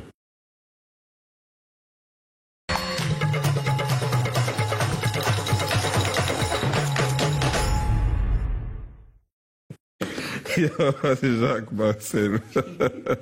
Parlons des Lions et notamment, ils vont disputer le Morocco-Afrique en série. C'est un tournoi amical du côté de Marrakech. Ils sont arrivés depuis quelques heures et on va pas traîner. On va démarrer avec ces images d'arrivée de la première heure, le deuxième contingent, évidemment celui parti de Paris, qui est arrivé dans les premières heures de la journée hier. La première séance d'entraînement, elle a eu lieu cet après-midi, mais avant il y a d'abord eu des cassages toujours de ce côté-là. Prenons la liste des joueurs retenus. Il y a eu des changements évidemment dans cette liste. Et Colbert, quand on voit cette liste, est-ce qu'on se dit, ma question est vraiment toute simple, ce tournoi Africa Series est une formalité ou une nécessité pour Marc Brice quand on voit la liste? Quand je dis formalité, c'est que la FECAFOOT a accepté de participer au tournoi. Bon gré, mal gré, Marc Brice doit y aller, même sans vouloir. Et derrière, il fait une liste avec l'essentiel de ses cadors absents, des forfaits en cascade. Et il y va quand même. Pas formalité. Je ne vais pas lui prêter des intentions. Je vais me limiter à faire mon analyse. Je peux comprendre pourquoi Brice a essayé de faire un turnover à presque 80%. On va voir la liste en image. À presque 98%, je peux comprendre. Parce qu'il a voulu voir autre chose, ce qu'on lui reproche depuis. Personnellement, je n'aurais pas eu cette approche-là pour deux raisons principales. D'abord, la raison sportive. Nous sommes toujours en reconstruction, je crois que c'est le mot qu'on utilise. Et jusqu'à présent, même si Marc Brice a eu de très bons résultats, on sait que le système de jeu, le jeu de Marc Brice n'est pas encore complètement huilé et achevé. Il est toujours encore à parfaire. Donc même sur le plan sportif, il aurait gagné à profiter de cette période-là pour mieux rôder son effectif. Parce que vous le faites quand vous avez déjà une équipe bien établie, avec une idée de jeu lisible, un système de jeu construit. Là, vous pouvez vous le permettre.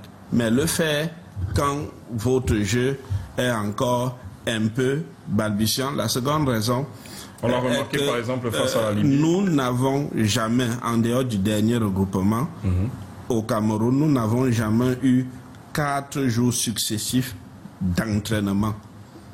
Ça a toujours été match aller à l'étranger avec tout ce qui s'en est régulièrement suivi, donc on ne s'est presque jamais entraîné, et match retour au Cameroun où on essayait de sauver quelque chose. Ou donc, parfois match aller à la maison et match retour à l'étranger avec 3 jours de dispute. Exactement.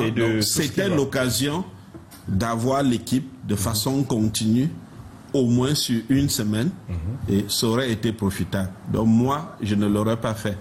La seconde raison, elle est plus administrative. On sait que autant sur le plan sportif, il y avait un problème, mais ce problème-là était la conséquence du désordre administratif.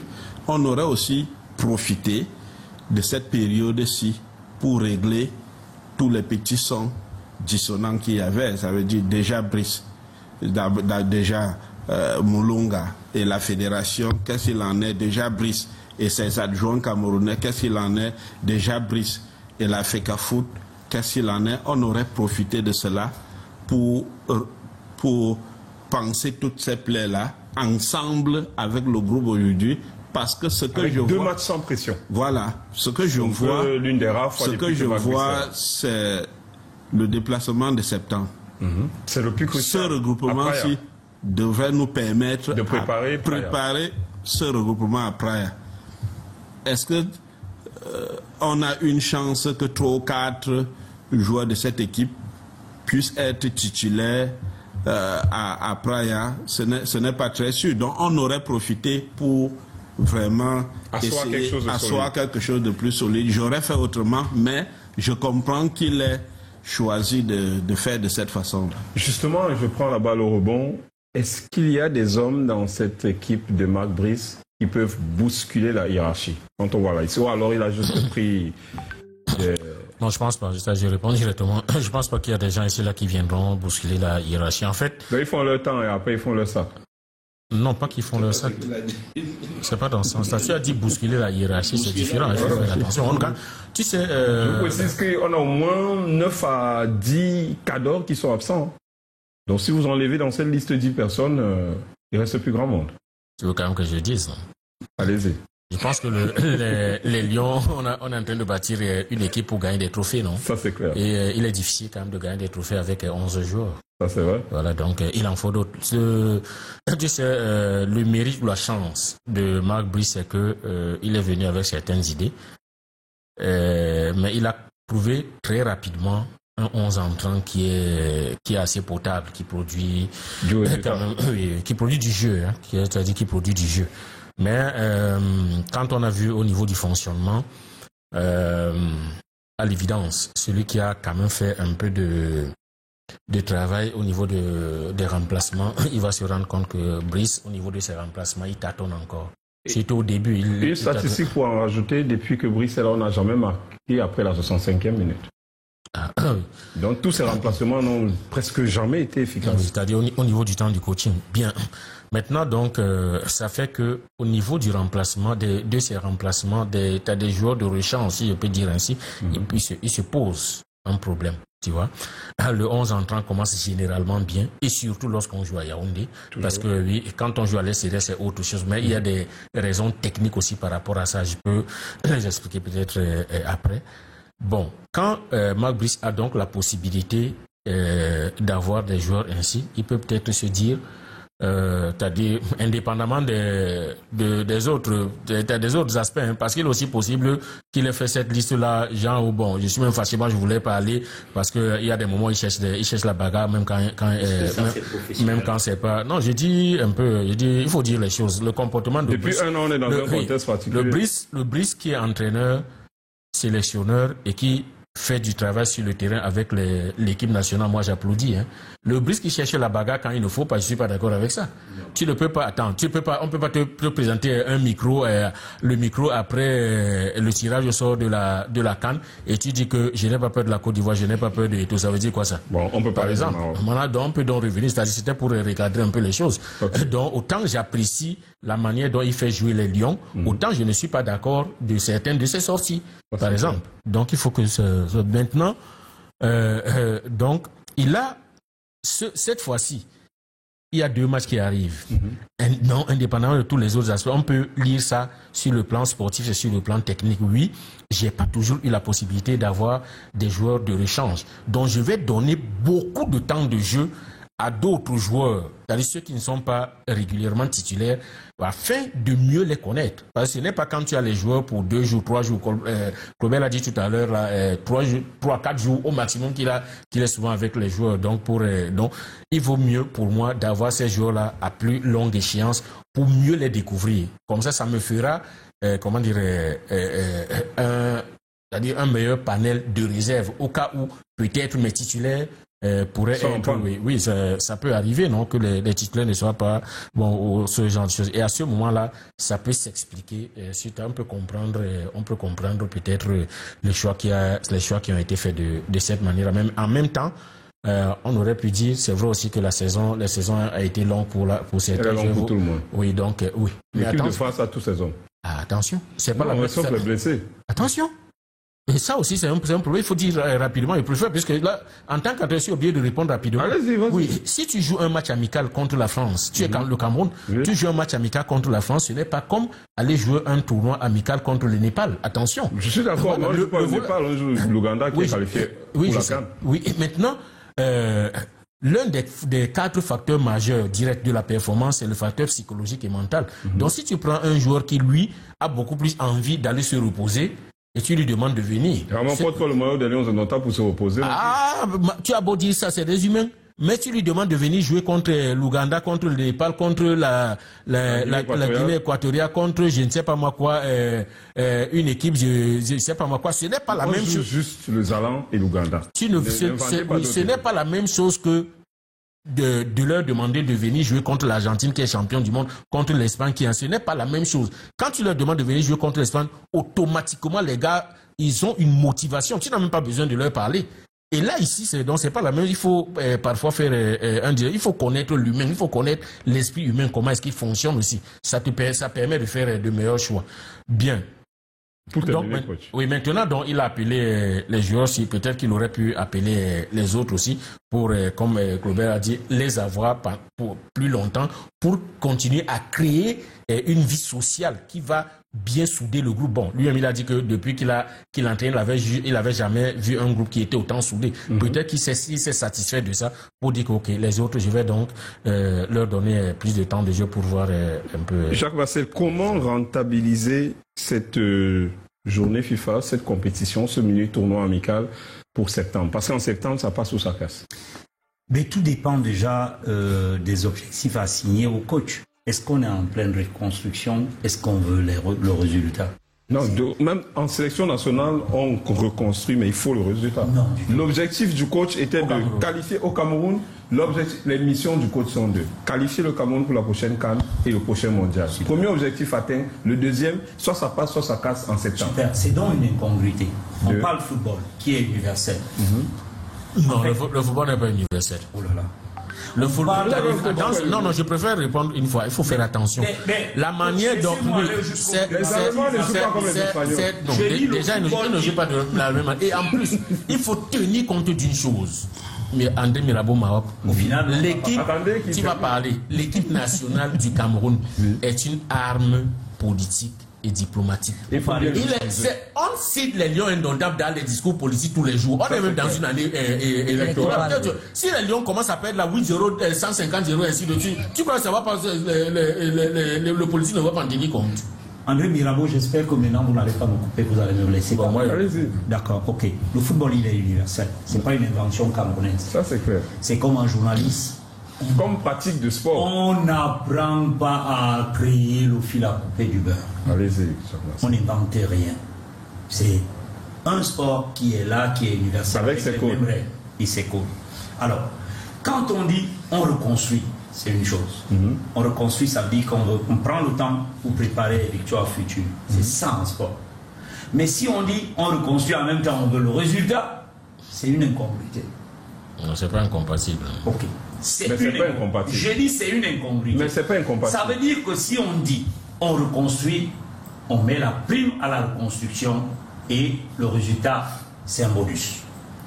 Le résultat n'est pas une priorité en ce moment. Mais Jacques Marcel, je continue. Sans vous couper, je veux juste préciser. Oui. Vous ne pouvez pas demander à une sélection nationale comme celle du Cameroun qu'une qualification, c'est un résultat. Non, on n'a pas dit qu'on veut gagner la Coupe du Monde. Soyons modestes. Super. Autant l'équipe de France, après Naïsna, a décidé de reconstruire, mais vous n'avez pas dit à l'équipe de France comment on va reconstruire, on va pas se qualifier pour l'Euro 2012. Okay. Ils sont allés à l'Euro 2012 avec pour objectif de passer au moins le premier tour. Si donc vous vous ne pouvez pas enlever au Cameroun la qualification est calme. Si vous m'avez laissé finir, on n'en serait pas. Allez-y, vous finirez. On reconstruit donc. Mais sauf qu'après, vous allez me couper tout. Non, allez-y, vous me disiez pas la vérité. En reconstruit, vous l'avez fait durant tout le plateau. En reconstruisant, non. Vous dites au coach, il faut reconstruire. Les priorités, c'est quoi? Vous nous qualifiez pour telle compétition et pour telle compétition. C'est le minimum pour le Cameroun. Ça, c'est clair. C'est comme moi, je dis, ça c'est personnel. Le minimum pour le Cameroun à une CAN, c'est une demi-finale. Parce qu'on en a gagné 7. On n'y va pas pour faire de la figuration. Ça, même si on amène les bébés lions, il faut aller au moins demi-finale. Si on veut être l'Allemagne de l'Afrique, c'est comme ça. Parle sous le contrôle de l'Allemagne du plateau. Voilà. Donc, le minimum aussi pour la Coupe du Monde, c'est de se qualifier. Parce qu'il y a une Afrique pour la CAN, il y a une Afrique pour la Coupe du Monde et le Cameroun, c'est un quart d'heure de ce côté. D'accord. Mais vous ne demandez pas au coach de faire les deux ensemble. Quand vous lui demandez de faire les deux ensemble, acceptez que, et là j'épouse les idées du coach, qu'il essaya de nouveaux joueurs lors de 2 matchs, un regroupement, parce qu'il y a déjà des certitudes. Les certitudes, c'est son 11 entrants que nous tous nous voyons. Il a des problèmes de coaching. On a vu ceux qui viennent du banc, généralement il a essayé dans le secteur offensif, Magri, titulaire, second couteau pour venir apporter du sang neuf, ça n'a pas donné. Il est obligé de continuer à s'appuyer sur Abouakar, que d'aucun taxe de vieux, mais qui lui donne en termes de performance le résultat. Donc laissez donc au coach d'aller explorer d'autres qu'il n'a pas encore vus. Et c'est tout bénéfique parce que là, il y a des joueurs qui évoluent dans le championnat local qui ont été convoqués. Et s'ils ne l'avaient pas fait, on aurait dit c'est des matchs pour du beurre, pourquoi n'avoir pas essayé de nouveaux joueurs? Je dis ceci, ce tournoi, et je sors par là, il est essentiellement amical. Pas amical, c'est pour se faire un peu de blé. C'est de l'argent que la fédération va chercher dans ce tournoi et c'est normal pour cette période-là. Et le coach, il sait, j'ai mon rendez-vous en septembre. C'est là, c'est à Kitouli où je vais aller jouer. Il faut que j'atteigne le deuxième objectif qui est de qualifier mon équipe pour la Coupe du Monde. Et j'ai 2 matchs après et le suivant, il faut gagner ces matchs. J'ai des certitudes avec des cadres qui sortent d'un championnat, d'une saison. Qui les a épuisés, je les mets au repos. Je veux voir 2 nouveaux joueurs et je veux voir qui est-ce que je peux prendre là qui peut m'apporter quelque chose en termes de coaching pour améliorer mon équipe et aller chercher les résultats. Jacques, je pense que le coach, lui, oui. Question fermée. Vous nous citez 2 noms de personnes qui peuvent forcer la porte dans cette liste. Mais en sélection nationale, vous savez, tout dépend de l'attitude de chacun. Parfois, c'est ceux qu'on n'attend pas qui viennent casser la baraque. En fait, la philosophie. Donc, non. Là, c'est le patron de la communication. On dit qu'on n'a pas de nom. On n'a pas de préférence. Tous les Camerounais susceptibles de représenter les Lions indomptables exactement la philosophie. Les bienvenus. Mais maintenant, c'est les plus performants, les plus méritants qui doivent être retenus. On va mettre les pieds dans le plat directement. Parlons du poste de gardien de but. Il y a 3 hommes qui n'ont jamais joué. Soubris, Gapa, Epassi et Omosola. Qui titulaire pour ce match face à l'Ouganda? Si on m'avait demandé, malheureusement, les 3 y sont. Moi, je ne vois aucun des 3. Mais bon, puisqu'ils y sont... Donc, on va faire Onana éternellement. Non, il faut un deuxième gardien. Mais il y a Fabrice Ondoa. Pourquoi on ne le convoque pas? On peut parler des présents. On va parler des présents parce qu'on n'a pas le choix. Mais sinon, je ne voyais aucun des 3. Mais bon, puisqu'il faut bien choisir, on va dire Davies est passé. Oui, les résultats Pourquoi sur lesquels... Déjà, il est descendu, son club est descendu en 2e division chypriote, je crois. Oui.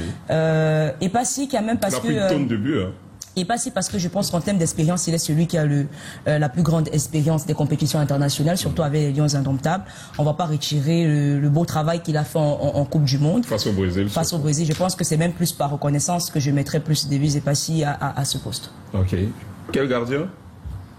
Je mettrais Simon. Oh, bonsoir. Les deux sont Simon. Le plus petit, le plus jeune. Quand j'ai suivi André Onana parler de lui, c'était en des termes très élogieux. Et ça suffit pour être titulaire avec les Lions? Non, ça ne suffit pas. Les deux ont travaillé, s'entraînent tous les jours ensemble.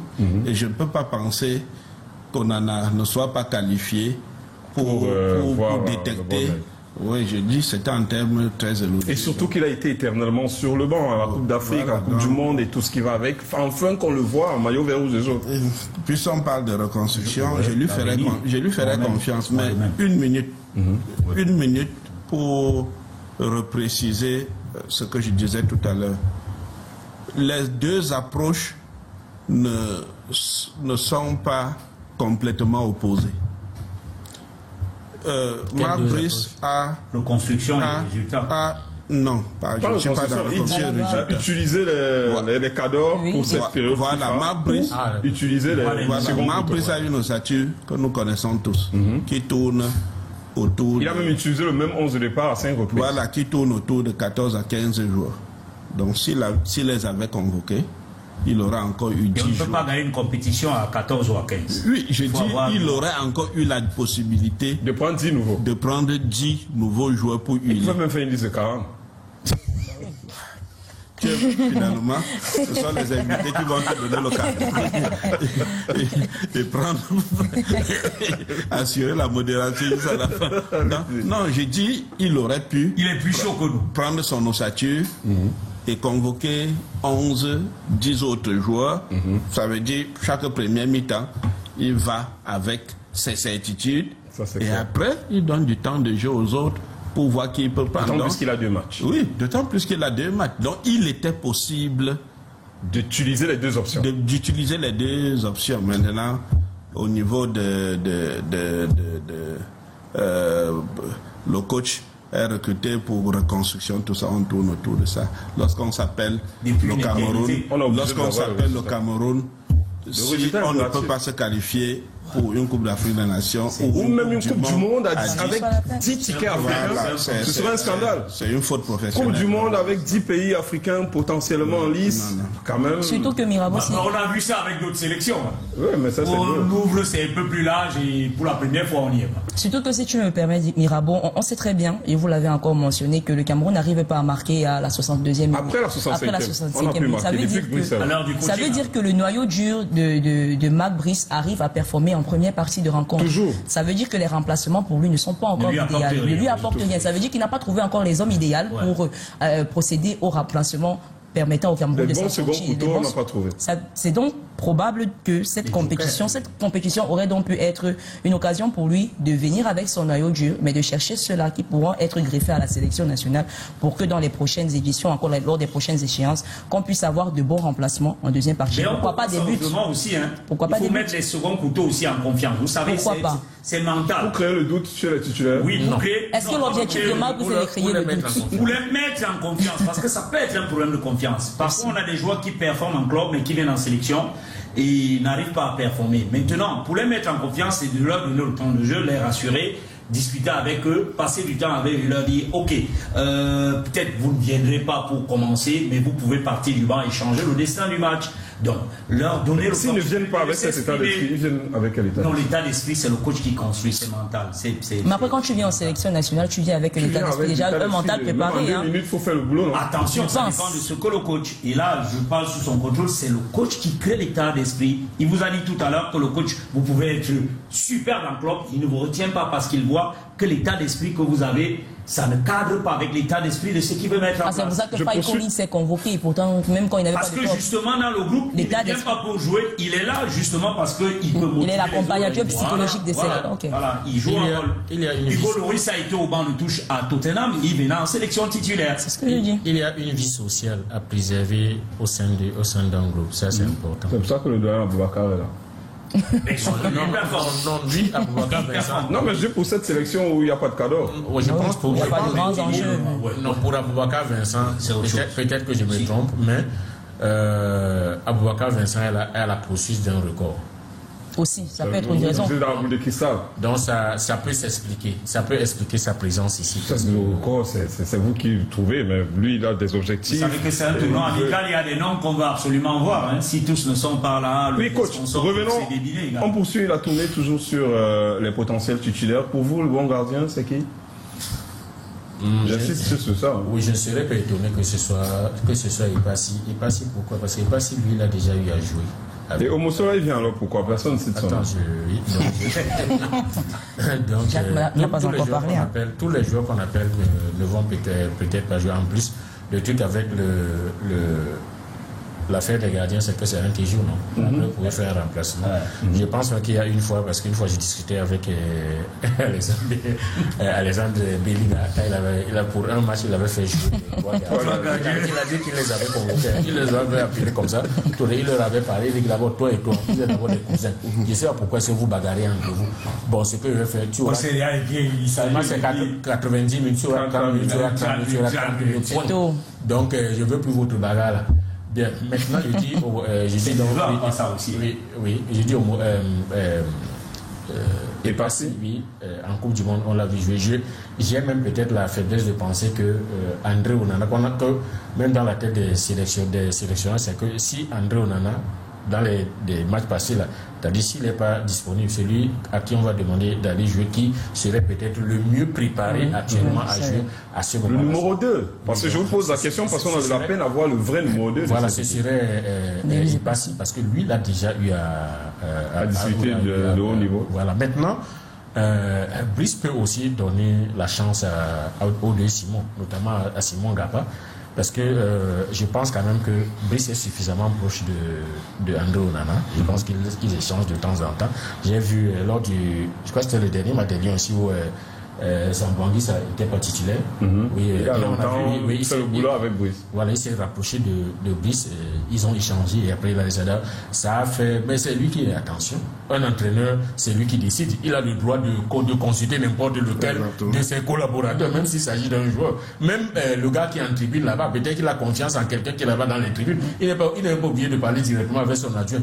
Il a peut-être un observateur, peut-être quelqu'un qui un jour aux entraînements ou je ne sais pas moi quoi, lui a tenu un certain discours qui l'a tellement touché que le jour du match, en entrant au stade, il a vu que le gars était assis là à côté là. Et alors, quand c'est difficile, il se rapproche, il dit viens un peu là. Tu m'avais encore dit quoi là? Qu'est-ce que tu penses? À partir de là, ça peut l'aider à prendre, puisque pour prendre une décision, on a besoin des informations. Il y a des outils d'aide à la décision. Voilà, et ça peut être donc, par exemple, André Onana, qui, si le coach a souvent confiance en lui, et avec les entraîneurs préparateurs des gardiens qui sont là, peut-être qu'on voit en Simon Gapa celui qui peut peut-être qui mérite aussi avoir du temps de jeu. Et il y a quand même, c'est pas un seul match, donc il y a possibilité qu'on lui donne également du temps de jeu. Mais sans hésiter, Simon Gapa, parce que ça prépare l'avenir de cette sélection. Et il est là depuis pas mal d'années. C'est le moment peut-être de le voir à l'ouvrage pour essayer de préparer déjà l'avenir. Parce que quand on regarde Ipassi, oui, il a fait un super match contre le Brésil en Coupe du Monde. Mais il joue où? Ça, il ne faut pas l'oublier. Il a quel âge? Il faut préparer l'avenir de cette sélection. Donc, il faut trouver le juste milieu entre les résultats que nous voulons tout de suite parce qu'on est au Cameroun et les résultats ou alors l'avenir qui nous interpelle et l'avenir dans ces buts-là, quand on regarde que le titulaire André Onana avait 9 ans, donc presque déjà avec la trentaine, c'est ce jeune garçon de 21 ans qui doit être dans les buts, on doit préparer l'avenir. Sinon, pourquoi l'appeler? Mais au-delà de ce poste de gardien, c'est tout le 11 de départ qui risque d'être, qui sera certainement expérimental. On fait confiance à quel type d'homme? Est-ce que ces locaux appelés peuvent avoir du temps de jeu? Oui, si on a choisi de donner de la chance à tout le monde, il faut... Mais on connaît aussi Brice très conservateur. Donc il vous fait un 11 de départ, il utilise même lors du second match et basta. Ce serait donc contradictoire. Ah. S'il les a convoqués pour essayer de les voir, il faut donc les voir. Il les voit à l'entraînement. Il faut les voir à l'entraînement. Donc, il a choisi une option, celle d'essayer de voir ceux qu'il ne voit pas habituellement ou ceux qu'il a trop peu vus. Il en a l'occasion aujourd'hui. Il est mieux d'aller jusqu'au bout. Mais je crois que des gens comme Castelletto devraient... Logiquement, il était déjà incompréhensible qu'il ne fût pas appelé par Brice. Donc, ce serait des tauliers là aujourd'hui à Boubacar, c'est clair. Mais il y a certains qui risquent de griller leur joker, parce que quand Brice fait cette liste, il y a peut-être certains qui jouent déjà leur dernière chance en cas de... qui jouent gros, qui peuvent derrière disparaître. Ouais. Quand vous parlez de ça, je regarde directement vers Darlin Yongwa. Par exemple. On a l'impression que lui, à chaque fois qu'il arrive, malgré les performances, il n'arrive pas à convaincre encore Marc Brice. Pourtant, en club, on a vu très bien ce qu'il a fait avec son club qui ont d'ailleurs champion de Ligue 2, qui ont d'ailleurs accédé en Ligue 1. Il a toutes les chances. Le problème potentiel pour être titulaire de cette équipe. À côté de Darlin Yongwa, il y a Arthur Avom aussi. On a l'impression que ce sont des gens aussi qu'on appelle parfois, ça et là, dépendamment de ce qu'ils arrivent enfin en club. C'est lorsqu'il y a beaucoup, il y a une grosse émulation derrière eux. On entend beaucoup parler d'Arthur Avom, Darlin Yongwa. C'est pour ça que vous allez les voir convoqués en sélection nationale. Pourtant, ce sont des jeunes qui, à chaque fois qu'ils arrivent et qu'on a l'amabilité de les accorder quelques minutes de temps de jeu, arrivent quand même à faire quelque chose, bousculer les lignes. Et surtout, ça permet, surtout la présence de Darlin Yongwa, permet à ceux qui se croient les sénateurs de cette sélection d'être un peu bousculés. Quand tu sais, moi je suis un Noutolo, je sais qu'il y a un Darlin Yongwa qui arrive en sélection nationale, mais je trompe, parce que je sais que ma place de titulaire est peut-être mise un peu en danger. Et il a tout... Normalement, je dis de façon normale, sans compter Brice, parce que Brice, il a déjà son noyau. Brice, il a déjà son noyau, on est d'accord. Sauf que lorsque tu as une équipe, moi je reste encore sur le plan de jeu mis par Luis Enrique, parce que pour l'instant c'est ce qui a marché. C'est ma référence actuelle qui a permis notamment au Paris Saint-Germain d'avoir sa première étoile. Tu ne peux pas avoir des tout-puissants dans une sélection nationale qui se croient des dieux. Il faudrait à un moment que chacun soit un peu challengé. Mais si tu n'es pas challengé, au bout d'un moment, même quand tu es diminué, on te met en équipe et tu sais que tu seras en équipe, forcément tu ne produis pas du bon jeu.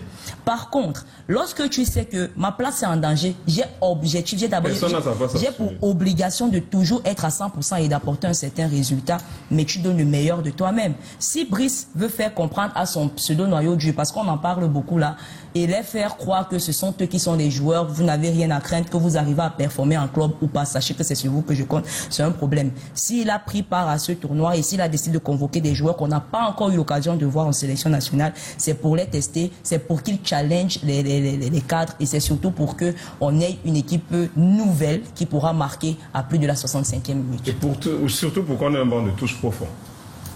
Coach, vous vouliez réagir sur oui, il faut comprendre un peu comment les choses. Ce que tu dis, c'est pertinent, hein, mais je relève une ou deux limites.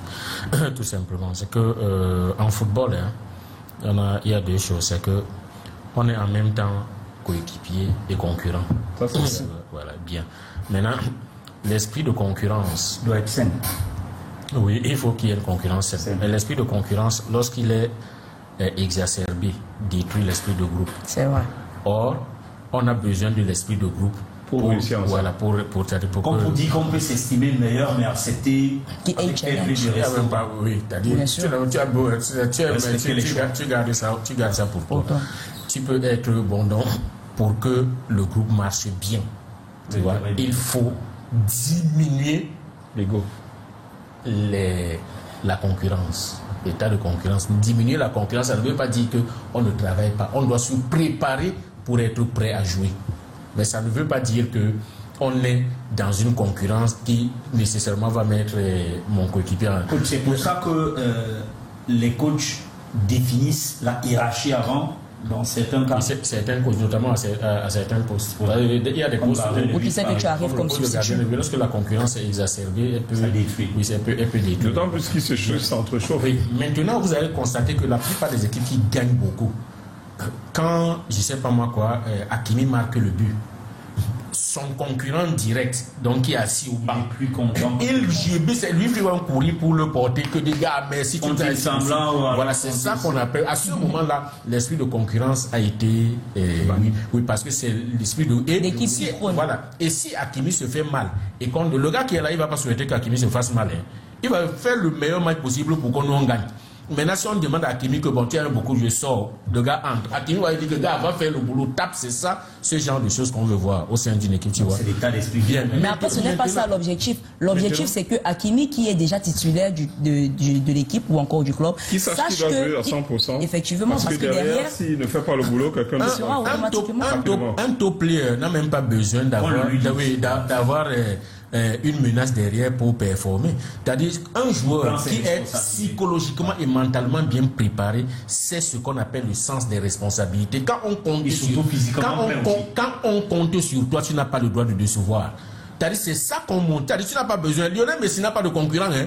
Avec l'Argentine, il n'a pas de concurrent. Hein. Mais il sait que c'est lui. Donc s'il va regarder, attends, c'est quoi? Tout le monde compte sur moi, c'est ça. Donc il n'a pas besoin qu'on dise que l'autre, si tu ne joues pas bien, l'autre va prendre ta place. C'est quoi ces histoires? Bien, maintenant, pour ce qui est du cas d'Alain Yongwa, parce que tu as parlé de ce cas, Brice, dans son jeu, regarde bien, parce que tu as pris le cas du Paris Saint-Germain, par exemple, ou de la plupart des équipes. Ce qui a beaucoup dans le jeu aujourd'hui, c'est que vous avez des joueurs qui jouent souvent faux pied. Ouais. Les ailiers qui jouent à droite, et ça encourage beaucoup les montées des latéraux. Ouais. Depuis 2014, les latéraux sont devenus des véritables ailiers. Ouais. Nous, Tolo, il a la particularité de bien défendre. Oui, là-bas, c'est qu'il joue défenseur central gauche ou latéral gauche. Donc il a cette capacité. Donc défensivement, il est bien fort. Mais offensivement, il peut être bon, mais il se limite. Il est moins. Voilà, il se limite bien. Maintenant, quand tu regardes le jeu de Brice, le jeu que Brice met en place, tu as vu qui est latéral droit? C'est Tchachouan qui monte tout le temps. Tu as vu comment ce bonhomme là joue? Mais le gars, il n'est jamais derrière. Il n'est toujours pas derrière. Il a des Brice peut juger que pour préserver l'équilibre, il ne peut pas mettre Yongwa parce que Yongwa aussi est toujours parti. Et si Yongwa est toujours parti, Baleba ne va pas rester. Il ne peut pas faire seul le boulot là pendant qu'on est en train de demander à Zambo et à Ongla de se projeter aussi.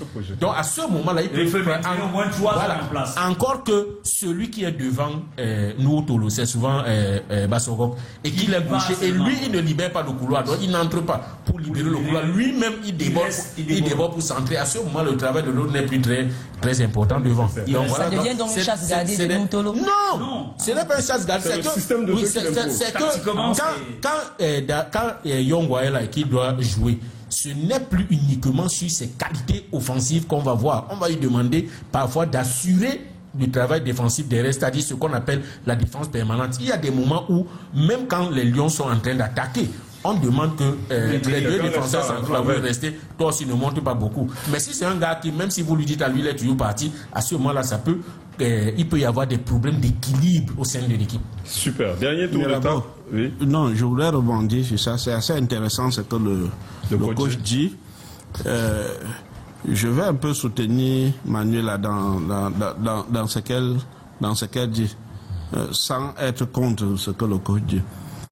Les deux sont complémentaires, parce que ce qui est surprenant, c'est que Brice choisisse complètement de ne pas appeler Yongwa. Alors qu'il aurait l'avoir l'appeler et il est au banc, que ça n'aurait rien changé sur la physionomie du match qu'il aurait eu besoin de lui. Mais il choisit parfois même d'aller avec un seul joueur du couloir gauche et que le remplaçant soit quelqu'un qui joue du pied droit. Mais là, c'est pas... Parce que le match, par exemple, en Afrique du Sud face à l'Eswatini, quand on veut faire du tout offensif, tu peux avoir Darlin et Tchatchoua. Exactement. Ça revient. Encore à ce moment-là, les Lions avaient tout, les autres existaient. On était dans le tout offensif. Oui, mais nous, on avait plus de possibilités. Tout le monde était là pour attaquer. Oui, ça c'est vrai, parce qu'à ce moment-là, oui, un changement pareil serait bienvenu. Moi, à un moment, j'ai même dit, mais je sors même un défenseur, je fais entrer carrément un attaquant. Exactement. Je suis pas dans la tanière, je suis même très loin de la tanière, mais ça peut aussi revenir à ce qu'on disait avant. La mentalité, l'esprit du groupe. Il y a des joueurs, ça a toujours existé un peu partout ailleurs, même au Cameroun, partout. Il y a des joueurs qui ne supportent pas d'être sur le banc de touche. C'est-à-dire que dans un groupe, quand il regarde, il dit moi je suis titulaire, là. Il faut que je joue. Me mettre sur le banc, mentalement, ça le bousille et tout. Il y a des joueurs comme ça. Je ne dis pas que c'est le cas des Yongwa, mais je fais confiance au coach sur ce coup-là. Bon, maintenant, aussi, amener un seul gaucher et amener des droitiers pour jouer côté gauche en défense, je ne sais pas trop pourquoi, parce qu'on a quand même des gauchers qui peuvent faire le boulot. Dernier tour de ta pronostic pour les deux Ouganda. 3-1 pour le Cameroun. Cameroun-Ouganda. 2-0 pour le Cameroun. Cameroun-Ouganda. 1-0 pour le Cameroun. C'est modeste, hein. Coach. Moi, je ne sais pas. Vous ne savez pas comment. Tout ce que je veux, c'est faire un pronostic. Mais une victoire, il faut un score. Non, il faut que je vois. Pour donner un pronostic, il faut avoir un diagnostic. À partir du diagnostic, faire un traitement. Et le traitement, là-bas, te donne le pronostic. Et ça, vous faites trop dans l'école. Vous demandez juste un score. Juste un score. Ça n'a jamais tiré. Cameroun, Guinée équatoriale. Ça a souvent été dû face aux voisins. On va les taper. Cameroun, Guinée équatoriale. Victoire du Cameroun, 1-0. Super. 3-0 parce que c'est un problème d'honneur, c'est un duel, il faut assurer les gens. Oui, les petits là, vous arrêtez ça. C'est 3-0. On marque un peu ce Ça dépendra de ce qu'on aura fait au premier match. Au premier match. Le deuxième match dépendra du premier. Oui. Parce que si le premier est difficile, au deuxième, on peut élever le niveau. Ou l'inverse. Oui, parce qu'en plus, le type là, il peut se fâcher, il change même les choses. Vous restez dans votre logique du coach, hein. Vous refusez même de donner les scores. Non, je ne donne pas de score. Je veux que ce soit noté, 1-0 premier match, 3-0. Je ne donne pas le score, mais je dis victoire du Cameroun. Ah ouais, tout le monde peut dire ça. Non, oui, tout le monde peut dire. Mais moi aussi, je suis dans tout le monde. Merci. Merci à tous. Et pour ce débat, vous avez vu, vous avez parlé de foot sans citer les noms.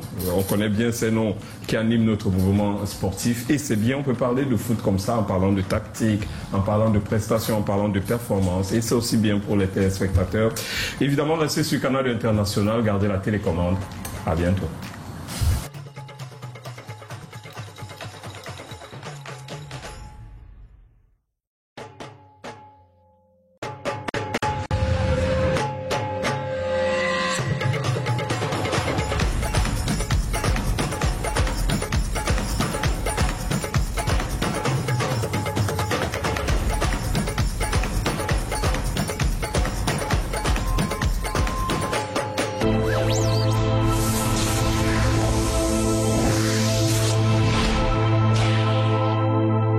Canal 2 International, votre télévision.